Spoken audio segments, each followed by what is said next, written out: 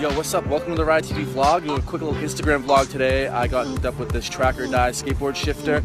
I don't run my stock shifter. I have an aftermarket one, and I'm letting my friend Alan borrow mine because his broke. So we're gonna throw that on there right now. So let's see what's good. First thing you do, just pop off your old shifter.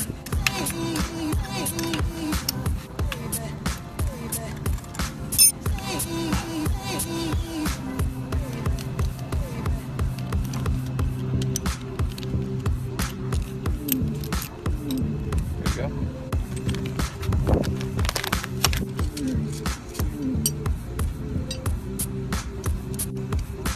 I thought you had like a, Okay, we got the wheel mounted up to the shifter. Super easy, as you can see. It comes with a washer if you want to put a washer in there, and the wheel won't spin, but we want it to spin, so all you gotta do is just throw it back on now. Yep, there it is.